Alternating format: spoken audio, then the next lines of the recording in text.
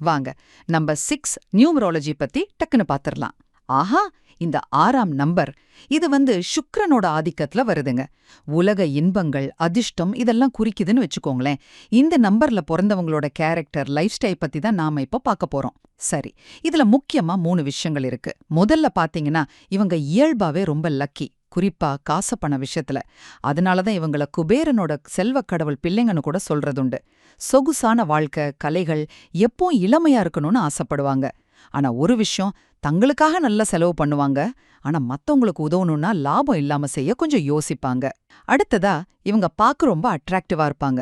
மத்தவங்கள ஈஸியா கவர்ந்துருவாங்க. கொஞ்சம் பிடிவாத குணம் உண்டு. கோபம் வந்தா முரட்டுத்தனமா நடந்துக்கலாம். காதல் உணர்வுகள் ரொம்ப தீவிரமா இருக்கும். கல்யாணத்துல கொஞ்சம் கணக்கு பாப்பாங்க. ஆனா மனைவியே நல்லா பாத்துப்பாங்க. 6, 9 நம்பர்காரங்க கூட கல்யாணம் செட் ஆகும். ஆனா 1, 4, 5, முக்கியமா 3 அவாய்ட் பண்றது நல்லதுன்னு சொல்றாங்க.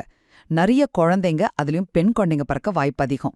கடைசியா தொழில்னு வரும்போது கலைத்துறை, அதாவது சினிமா, மியூசிக், அப்புறம் ஆடம்பர பொருட்கள் பிசினஸ், ரியல் எஸ்டேட், சட்டத்துறையில கூட நல்லா வரலாம். உடம்பு விஷயத்துல கொஞ்சம் கவனம் தேவைங்க. ஒபிசிட்டி, ஹார்ட் ப்ராப்ளம்ஸ், மூச்சு பிரச்சனை வரலாம். புகை, தண்ணி இதெல்லாம் கண்டிப்பா தவிர்க்கணும்.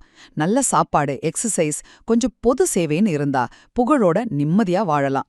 சுருக்கமா சொல்லணும்னா, நம்பர் 6 உலக சுகம், அதிர்ஷ்டம் இதெல்லாம் தரும். ஆனா நிஜமான சந்தோஷத்துக்கு ஒரு பேலன்ஸ், ஒரு ஒழுக்கம் கண்டிப்பா தேவை.